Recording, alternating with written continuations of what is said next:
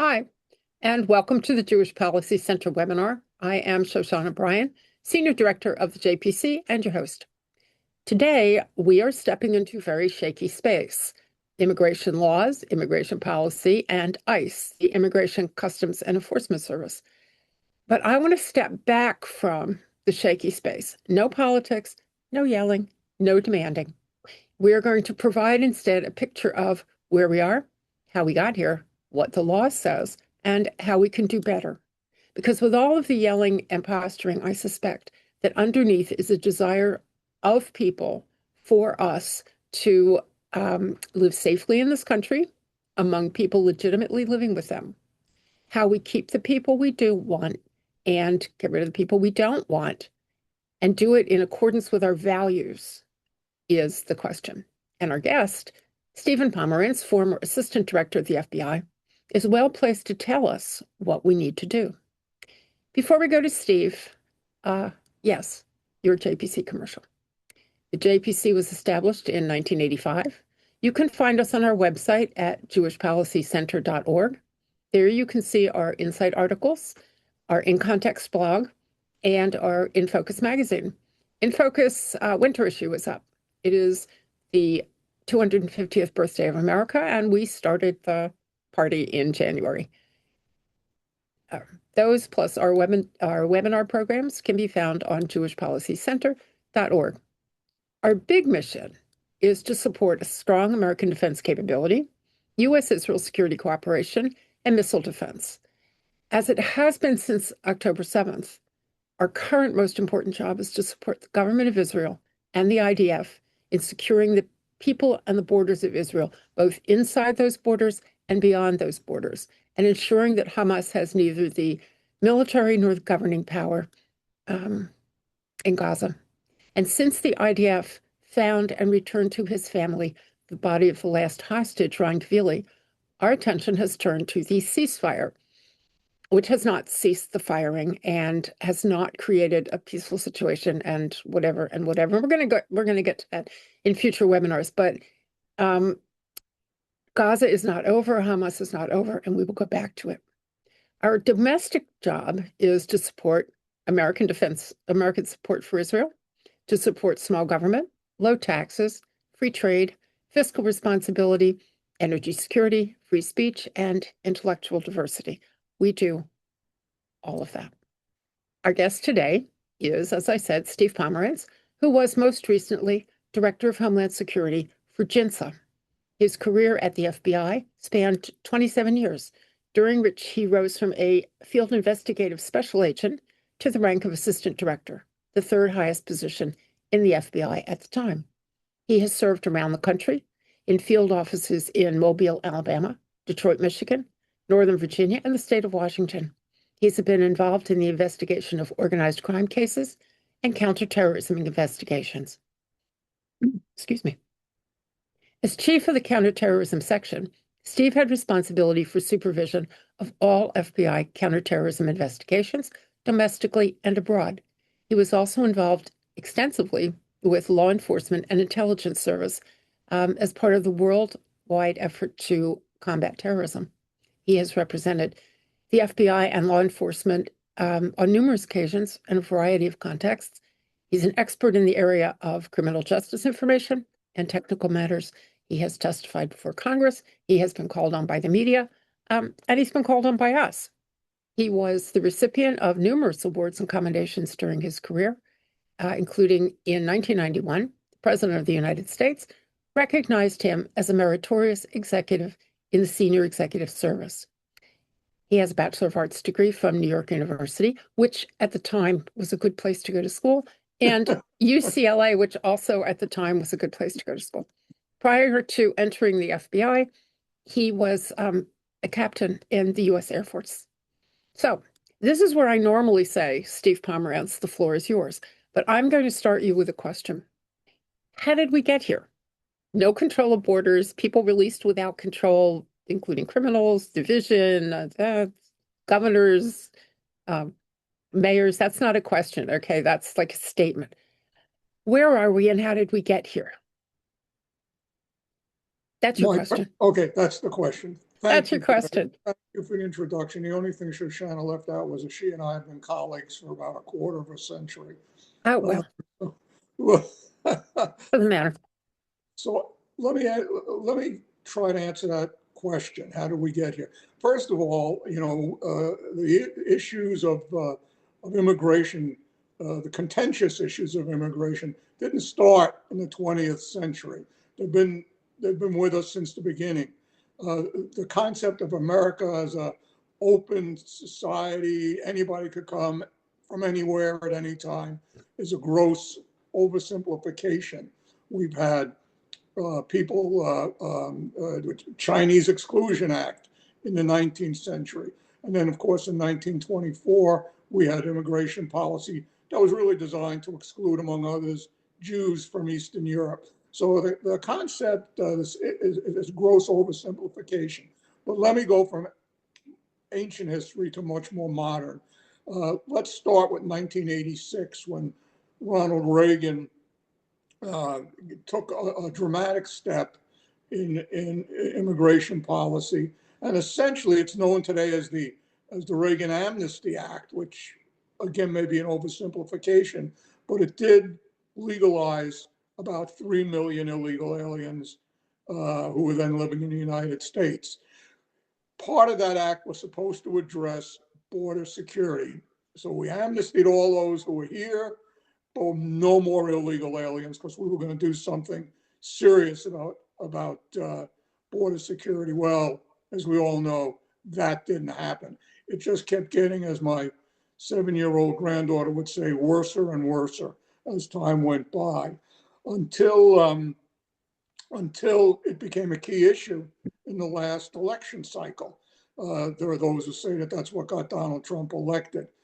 Let me make what I think is an important point here, which is, of all the issues that face our country, all the critical issues, I would argue this question of border security and immigration in general is the only one that's 100% within our control to fix. We don't have to worry about what China says. We don't have to worry about what anybody else says or does internationally. We can fix the immigration system and the border security system. Let's look at that for a moment.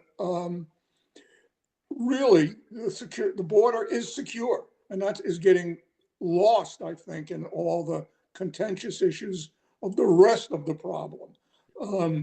But the border is secure. We were told in the last administration couldn't be done. Or conversely, we were told the border is secure, which was, of course, which is not true, whether it was a purposeful lie or an obfuscation or whatever. It just simply wasn't true. The border was not secure.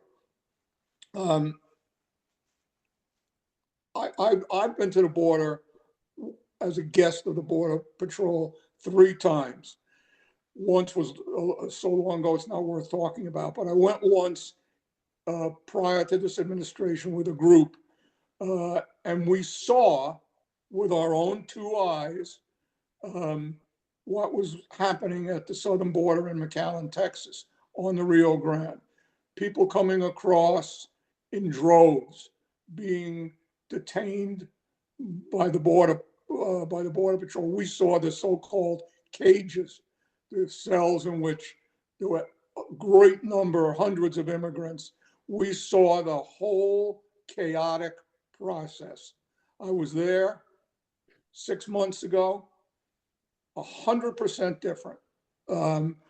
Went up and down the river with the Border Patrol, didn't see a single crossing, nobody in any cell, in any holding cells. 100% change from one administration to the next. How did that happen? Well, the border security was mandated by changes in procedures and operations at the border. ICE is now dealing with the second part of the issue, which is illegal immigrants in our country today. Now, ICE is only part of that process. It is Immigration and Customs Enforcement. They are law enforcement officers. They carry out the mandate of the Congress and the president. As one of their leaders testified not too long ago, if you don't like what we're doing, change the law.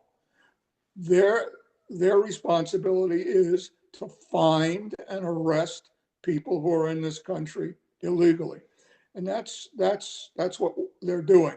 As they became more aggressive, as the promises of the incoming president were being enacted, opposition grew.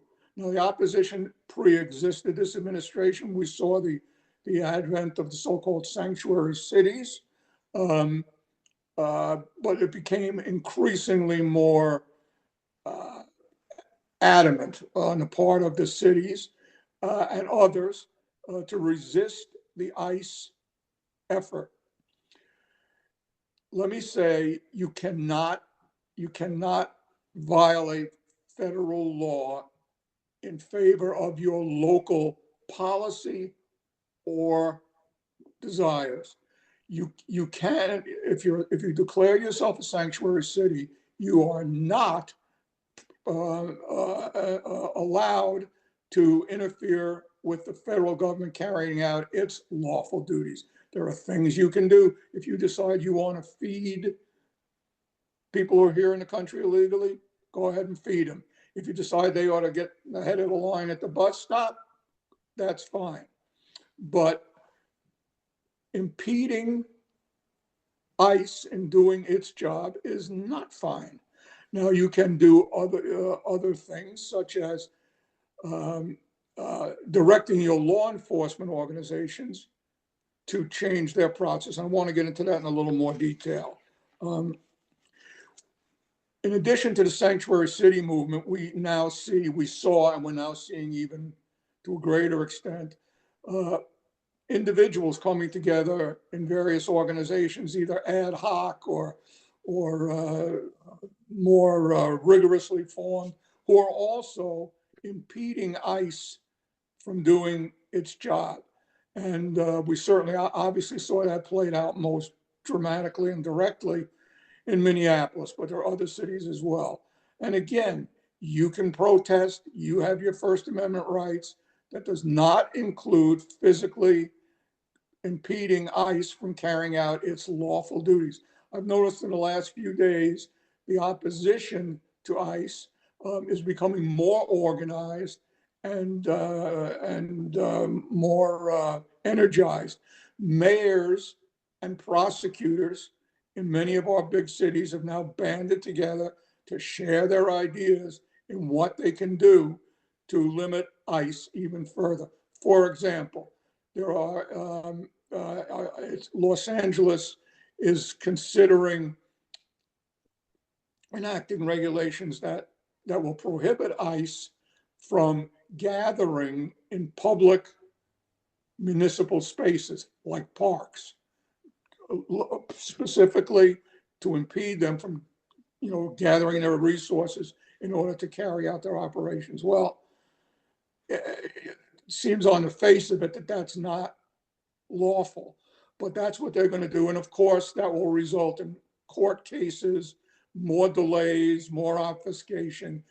And I think they know that they can't get away with a lot of these things, but just trying them throws, sand in the gears of ICE's operations. So we're going to see more of that. Turning directly to law enforcement in this country is composed of 18,000 different law enforcement organizations, 18,000. Many of them are police departments. 3,300 are sheriffs. We have about 3,300 sheriff's offices in the United States. Police chiefs and commissioners, especially in major cities, are appointed and serve at the pleasure of the mayor, and the city council. And their obligated to follow the rulings, as long as they're lawful, of the mayor and the city council. So the police chiefs are in a particular situation which is very complicated and very difficult for them right now. Sheriffs are elected. They're responsible to their constituency, which puts them in a little different posture than the chiefs. Of course, most of the issues that we're seeing today around opposition to ICE are occurring in major metropolitan cities, most of which are controlled by liberal administrations. And the direction they're going in is more and more pitting their local police departments against ICE, including directives to arrest ICE agents who in their view, have violated the law. Can they do that? Yeah, they can do that. Being a federal law enforcement officer does not give me authority to violate the law. Now, we can argue what happens after that and whether these cases are then removed to federal court. But again, everything just complicates, makes more difficult law enforcement operations. Now, as far as where law enforcement stands, let me say this to you. The vast majority of law enforcement officials in this country want to deal with criminals, want to stop the activities of criminals, want to enforce the law. That's their motivation for doing this job. But after that, it gets, as I said, it gets more complicated and more difficult for them in the real world. And I have to say, insofar as the ICE issue is concerned, in my conversations, my recent conversations with law enforcement, there is concern about the way ICE is carrying out its duties. These ICE agents are not overwhelmingly trained to deal with the kind of reality that they're dealing with on the streets of places like Minneapolis. And they come in for criticism, including by law enforcement. And that's just the way it is. I wanted to make another point here, and I'm gonna quit and answer some questions, hopefully, and listen to counter arguments. But I said that law enforcement officials, executives are motivated by a desire to enforce the law, to arrest bad guys. We are hearing from the other side, hey, overwhelmingly, these, they of course, they don't refer to them as illegal aliens. I think it was Kamala Harris who referred to them as irregular immigrants. I love that one. I mean, irregular. So in my own attempt to follow through, I have now, being an FBI person, I've now renamed bank robberies as irregular withdrawals, unscheduled withdrawals, just so I don't hurt the feelings of bank robbers. But more seriously, we're told that the vast majority of them are not criminals. Well, that may be. Criminal statistic keeping around this country is another subject that we could raise concerns about. But even if that's so, every crime committed by an illegal alien is a preventable crime. It's a crime that should not have happened because the person who committed it should not have been in this country. And that's the salient point, not the percentage of them that don't commit crimes, but the very serious criminal activity carried on or engaged in by. I wanted to make a point about a specific case, but rather than making the point, I'm going to read a letter, just a few paragraphs of a letter written by the widow of an FBI agent. That's why this one hit particularly close to home. Let me just read to you. My husband, Carlos Wolf, was a supervisory special FBI agent. Carlos was born in Venezuela and came to the United States legally with his parents when he was 8 years old. He joined the FBI and dedicated 11 years of his life to protecting America. Carlos's life ended at 36 when he was hit by a car driven by an illegal alien on December 8th, 2017. Carlos had been in a single vehicle accident and was stopped on the side of I-270 in Montgomery County. Deputy Chief Fire Marshal Sander Cohen had stopped behind Carlos to help him. As Carlos and Sander were waiting on the shoulder for help to arrive, Roberto Garcia Palacios hit and killed them. Palacios had overstayed his visa since 2009 and was wanted by ICE in 2015 and in August of 2017, just 3 months before he hit and killed Carlos and Sander. Due to his lengthy offense record, which included 2 DUIs, 2 counts of endangerment of life, property and person, malicious destruction of property, and possession of cocaine. However, Montgomery County, Maryland refused to hand Placidos over to the FBI because of their sanctuary policies. But he did pay a price for his crime. He was fined $280 and assessed 3 points on his driver's license. And still, as far as I know, is in the United States. That's the kind of thing that police officers look at when they think about this situation. They are being torn asunder by the controversy surrounding this. And I see this, I mean, unless there's something dramatic occurs, as only getting worse as time goes by. There are court cases all over the country that involves every aspect of this. I think it was in Minnesota, where some judge said that surveilling an ICE agent in his vehicle, if you surveilled him, that was not the basis for a traffic stop by that agent. Craziest thing I ever heard of. I can assure you that when I was an FBI agent, if there was a car following me, that car would have been stopped and I'd have demanded to know why you're following me. It's a safety issue. It's nothing more than that. So we're going to go on and on with court cases. We're going to go on and on with clashes, on and on until we figure this out. Okay, so you've put, I don't know, 10 things, 12 things on the table here, and we have some questions. The whole situation leaves certain people in an undefined position. That would be police, sheriffs, ICE officers. Those guys are kind of managing in between what they thought they knew and what people are putting in front of them today. So wouldn't it make sense, since you've talked about the federal government is actually the determiner of how these things work, for the federal government to be doing something about it? Now, I have to say, I give President Trump credit for sending Tom Homan to Minneapolis, because Tom Homan managed to lower the temperature, which I think was important.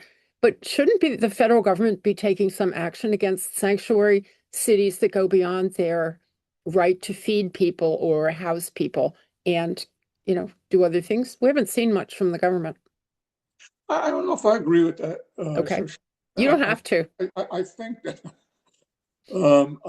that they're doing the best they can. Look, when you have all of and it goes beyond the immigration issue. You're seeing it in other aspects of the current administration.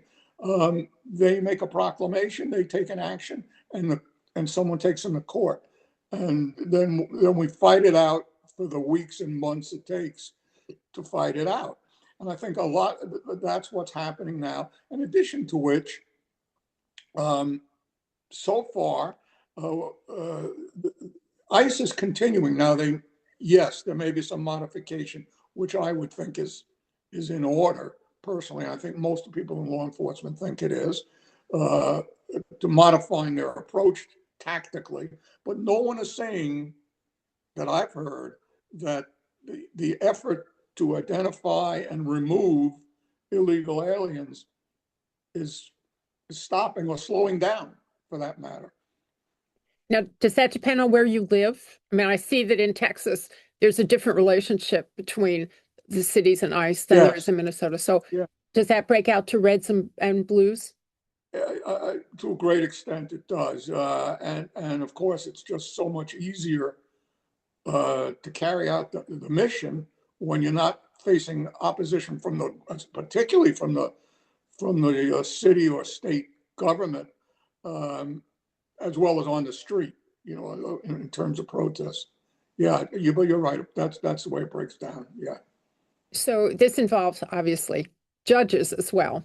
And we have a question here from someone who's unclear on the difference between a warrant, a detainer, a warrant and a detainer. Okay, so warrants come under the Fourth Amendment, detainers don't. What's the difference? Which friend of mine asked that question? No, no, that's good.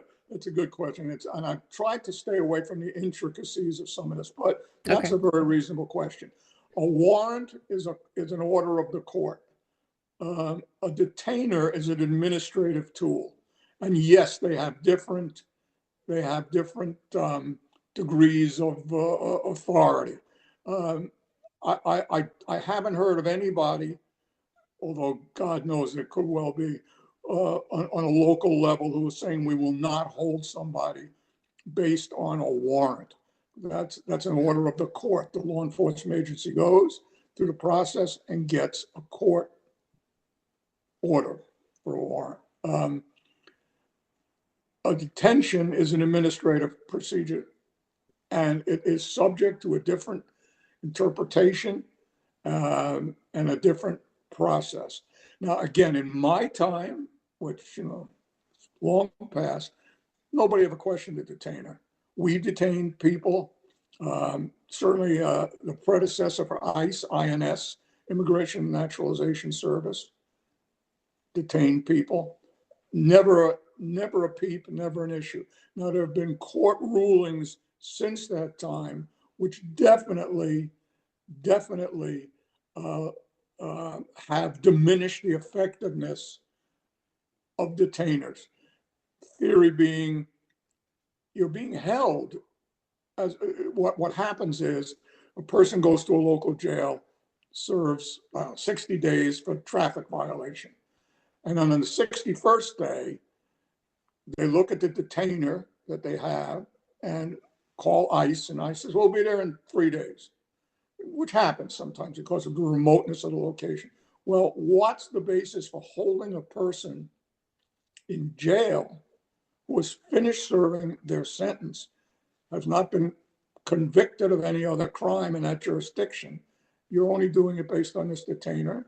And there have been court rulings that say that's a violation of your constitutional rights.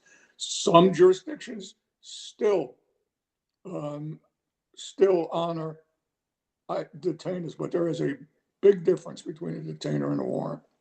So that's what you were saying, it seems to me, before about some of ICE's practices needing reform or needing um, Yeah, alteration.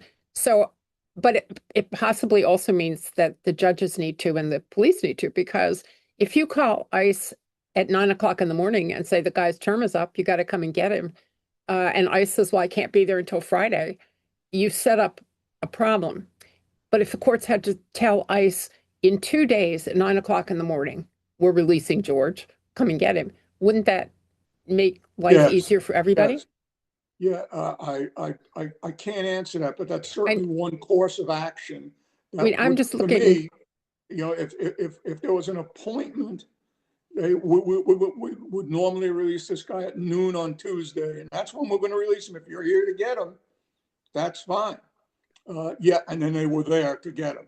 But I know that sounds like a solution, but my understanding, and it's only that, is it's not practical because, again, a number of resources, the distances involved, et cetera, et cetera. That's not a really practical, but theoretically, to me, Judge Steve, that sounds like a solution. I don't know, it seems to me that the judge and the police know when George is going to be released, and they know it before he is released. ICE may not No, know it. no, I mean, they'd have to be told. They don't know it, but they could be. It would be up to the jail facility to tell Okay. them George is going to be released and when George is going to be released. They wouldn't have any way of independently knowing it. Oh, no, not independent. Obviously not. Someone has to tell them, but Someone's yeah, got to. it seems like there are ways to minimize some of the friction areas There that you are. have. And I'm not sure what they are, Although by but far and away, I mean, I just want to make this point, by far and away, the big issue that has to be solved revolves around the immigration judges and how mm, long it takes for a person who shows up at the border who's well schooled and says, "I'm here for amnesty. I'm here for amnesty," and they ask them because they're bound by law. They being the the ICE people, the border patrol people. They ask them 3 or 4 questions about their claim, and they turn them loose in the interior, and they're gone. That's what they make a promise they're going to show up in immigration court. The immigration hearing may not be for years, literally for years, backlogs in the hundreds of thousands. And so the process, it needs a fundamental overhaul. a lot of things around this country need a fundamental overhaul. Yeah, but we But can we're do not going to this. go to all of those. We do have a question, though, from someone who has an idea, another one of those ideas. And he says, I'm just going to read it. If a local authority releases someone that there is a warrant or a detainer on, and that individual is released and commits a crime, shouldn't those local authorities who released him be an accessory to that crime? That's a thought. There's a judgment call. I mean, again, the detainer, um, is a whole different set of circumstances. But on you're going to get my vote for that. Yeah. For that concept. Yeah, Yeah. yeah. But So it's not going to happen. But you get my vote for it. it's probably not going to happen, but there was a time when we said the border's probably not going to be closed and secure either. So part of it depends on the willingness of the people in charge to make those moves. And Right, if the people in charge are right. not willing or ready, then nothing will change. So That's right. I don't know if you can answer this one, but this is one that I don't know either. Maybe we should look in a history book together. There was at one time a series of protocols for bringing people into this country legally, and you had to not have illnesses. I remember they would send people home for eye infections because in the olden days they didn't know how to deal Right. with those, That's right. and you had to have a sponsor. Someone Yes, had to agree. Look, my husband and I have been sponsors of more than one legal immigrant to this country, and that's an expensive proposition, but those people couldn't come in without people being willing to sponsor them. That's all gone, isn't it? I mean, all these no, people show up and they say, I just want to be here. yes, but they're saying it's a whole different set of circumstances. Those were people who were coming. They had sponsors. I mean, my grandparents. They had sponsors. They had letters. They came legally.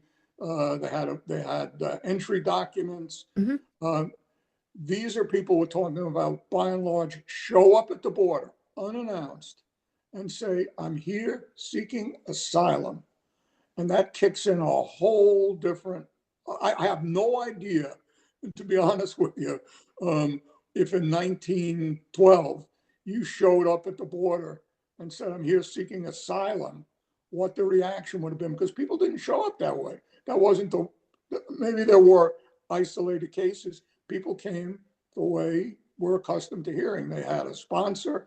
They had documents. Uh, they had to, you're right, they had to pass a physical or be sent back. Right. Yeah, it's a whole different set of circumstances. So the asylum thing also raised a question for a listener. Um, we used to have a policy, and I think we have it again now, that if you were escaping a country in fear of your life and seeking asylum, the place that you needed to apply for asylum was the first safe country. And so Right, if you were coming up from Guatemala or El right. Salvador or whatever, your country wasn't America. Your next safe country could be Mexico. That's right. That We ceased just to be the we case. just unilaterally ignored that, and people would show up at the border and claim asylum, and we'd fall right into line. Okay, follow our procedures, and they'd be released into the interior.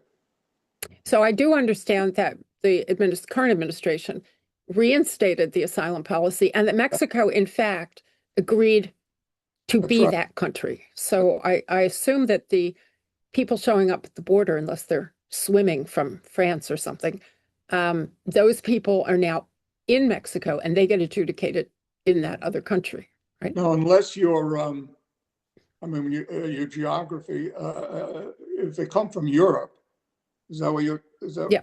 No, I'm talking about people who come up from South America. Okay. Yeah, that's right.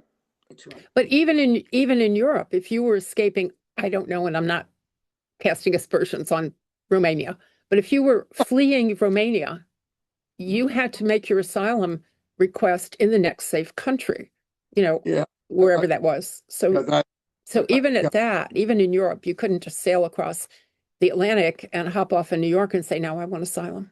So it was You know, mostly done by South I Americans. know what you're referring to. I cannot say what would happen. I just don't know what would happen if you got on a ship, docked in New York, and said, "I'm here for asylum." I just don't know the answer to that. It's a good question. Okay. So we have another one. In terms of ICE practices, so I think what I'm seeing in the questions here is that people agree with you that ICE is a necessary element of domestic policy, but there are some things that ICE does that need to be further defined or changed, or perhaps they need more education. You pointed out that they are not well trained in this present mechanism of doing this. So somebody asks, excuse me,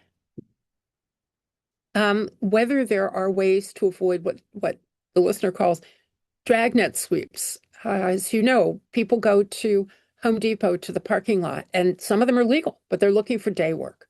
And so they wait in the parking lot and people pick them up and give them day work. Some of them are not legal. ICE has a tendency to sweep those. Do you see a way out of that stuff? I mean, that seems rather unfair to the legal people who are just looking for work. I again, this comes down to the judgment of people in the system. Take a little bit. I'm going to answer that, but take a little bit of a detour, not a big one. I almost, bemused by some of the things that have happened. Like ICE, you read in the paper, ICE arrested me on the street. There were 4 of them, and they all had guns, and they arrested me right in public on the street. Or conversely, ICE came to my house. ICE came and arrested me in my house. And then, of course, we had the kerfluffle over ICE arresting people in a court, in a courtroom building, then around a school and around a church. Well, okay, if I can't arrest you at home, I can't arrest you in a parking lot, I can't arrest you at school. Where can I arrest you? Where is it legitimate to make an arrest? And again, I can tell you that in my time and subsequent, we arrested people where we found them. There was not this this sudden realization that I was arrested on the street, I was arrested at home. An arrest is a dangerous situation for the officer or deputy involved. And you can say, you can obfuscate that however you want. Most law enforcement officers, for example, who die in a line of duty, a violent death, it happens during a domestic disturbance. You get a call to go and separate 2 people because they're having an argument and you wind up dead. Every confrontation like that, every arrest poses a danger. And you try to do it, you should try to do it in the least violent way that you can. But you're only half of that equation. The other half is what the guy is going to do. So starting with that, yeah, but these public sweeps, if you want to call them, that's your word, that's as good a word as any. I would think you're going to see I would guess that you're going to see some modification of that. I would guess that with a high degree of guessing correctly in this case. So modification appears to be the key word, not stopping, not That's right. abandoning, but modification, which leads to the next question from a guest, who points out that you know a lot of local law enforcement officers over the years. And I will just read his question. My impression is that those guys respect the law and the Constitution and would not normally be inclined to oppose federal agents. Do you foresee any reaction against woke mayors demanding that they do so? And you pointed out that police work for the mayors, but yeah, I mean, that's a hard, yeah, I certainly see opposition. I would think that maybe the police unions, for example, which are pretty strong in most big cities, might object. Depending on how far they go, depending on how far the mayors and city councils go. Again, just by casual observation of what they're proposing in Los Angeles, they're going pretty far. I mean, they're instructing the police to make arrests of ICE officers, ICE agents, when their judgment is they violated the law. I mean, if you're going to get to that, where one police agency is surveilling and arresting people from another police agency, we're in a bad place. We're in a very bad place. So, yeah, I do see some opposition. Yes, short answer. Yes. And you used the words bad place. When you and I talked about this before, you were very pessimistic. You were talking about how it's going to get worse in your view. And I thought, well, that doesn't comport very well with what you said at the beginning of this program, which is that we have the ability to determine what the law looks like, and we have the ability to solve a problem that is a big problem for a lot of people. And I mean this on both sides, for immigrants as well as native-born Americans or legal people versus people who are not here legally. It's a big problem, and we can solve it. So how come you're pessimistic? Oh, I'm sorry if I've No, conflated in your mind. I take responsibility, Shoshana. You can be pessimistic. It's fine. It's fine. I'm pessimistic about certainly the near term. You know, we have an ongoing situation. I'm equally pessimistic, although hopefully wrong, about solving the overall problem we have known, which is going back, redefining. First of all, there are issues of staffing. We need more immigration judges, not fewer. We need hundreds more immigration judges. We have to reduce the time between an asylum claim and an adjudication of that asylum claim. And we need, when that adjudication, when that asylum request is denied, we've got to get that person out of the country now. Which may be more of a pipe dream than not, because the legal system will probably allow some sort of appeal to that. But we've got to fix the whole overall system. And I honestly believe, Shoshana, that if you put a reasonable Republican and a reasonable Democrat in a room together, they could come up with so these are not, there's nobody who can deny that we need more immigration judges. There's nobody who can deny that we need to speed up the process. Maybe we need to redefine, this could be a little contentious, of what constitutes grounds for asylum. Right now, the majority of asylum claims are denied. People are not coming because they have individual credible fear for their own safety. They're overwhelmingly coming for economic reasons.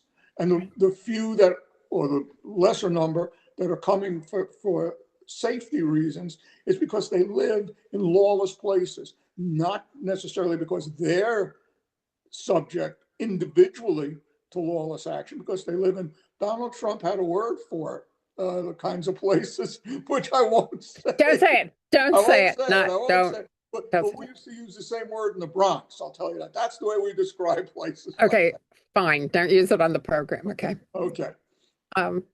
Okay. So yeah, I think you're totally right. It requires people to sit and talk to each other and point out certain priorities, one of which would be immigration judges, one of which might be different ICE training, a different form of training than they have right now, or better training or whatever. Do you see them coming to? Here's where we are, Steve. We're coming toward the end of the program, and people who watch generally know that I like to go out on an optimistic note. You haven't really given us one. So my question to you is, do you have an optimistic note? Do you think that responsible Democrat and that responsible Republican or that responsible independent will come together and start talking about what we need to do to get a handle on this problem? Yeah, I think there are people who are doing that. I think the divide is pretty great, and I think the issue, the one issue that probably overrides all the other divisive issues is, okay, we've got, you tell me the number, a million illegal immigrants in this country, 20 million, 13 million. I mean, whatever the number is, what do we do about them? What do we do? The one thing I'll acknowledge is people who are against the current practice usually start by saying, we have no problem with the removal of violent criminals. We don't have a problem with that. It's everybody else that we have a problem with. And that's a real sticking point. How many are we going to, people will we amnesty? 20 million? Is it the length of time you've been here? Is it the fact you got no criminal record? That's a sticky point. Very, very, very difficult. We came in, the whole Dreamer issue was controversial. This takes that controversy to another level. There are problems. There are issues. I don't know. Can we leave it there? There are issues. I'm not sure how that concludes the program. It's neither an optimistic nor a pessimistic note, but it does leave an opening for people to try to come together and think about the problem. Because, yeah, I started with, and you just ended with, and I'm going to end with also, that I think most American people, both legally in this country and an awful lot of people who are not legally yet in this country, want the safety and security and the path and the understanding for how we're going to live together by our laws. And if people want that, they have to demand that of their government officials. You said it. If you want to change the law, you have to change the law. Not ignore the law. You have to change the law.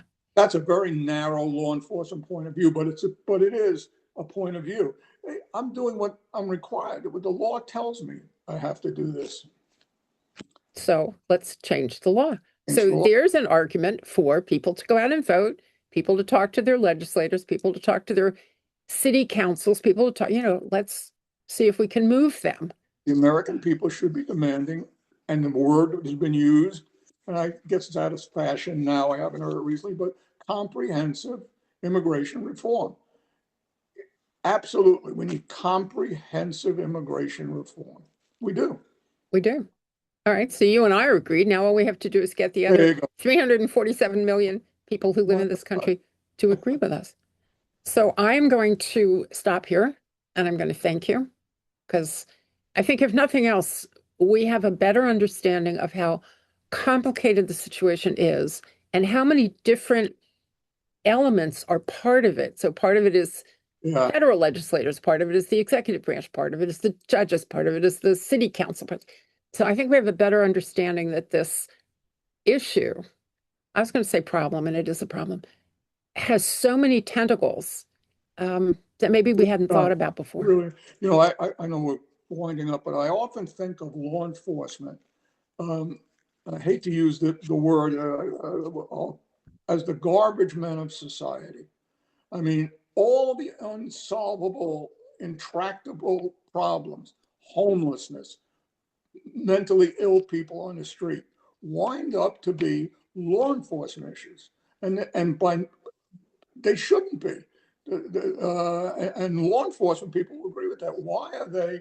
I have a good friend, the chief of police in a major city, go unnamed. He said, at 3 o'clock in the morning, when someone in a poor neighborhood wakes up and their pipe has burst and there's water flooding their apartment, who do they call? The police. They think we're plumbers.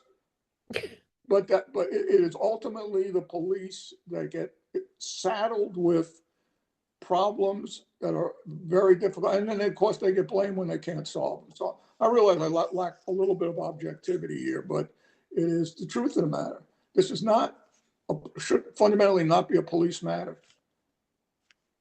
Well, I think we're going to stop there because I agree with you, number one. And I think it's our citizen problem. We have to go deal with it. We have to tell people what we want. And I'm going to make it easier for the listeners because we're going to go back next week to one of those problems that we have no hand in solving as citizens of the United States. We have Colonel Brian Cox with us to talk about the situation on the ground in Gaza. It is not a political conversation. Brian Cox has been to Gaza a number of times. He is a retired Army colonel, professor at Cornell University, and he doesn't expect us as citizens to do a damn thing about the problem in Gaza, but he's going to tell us what the problem is. So please join us next week for Brian Cox. And again, Steve Pomerantz, thank you for an enlightening, if not optimistic, conversation. You're most welcome, Shoshana. Thank you.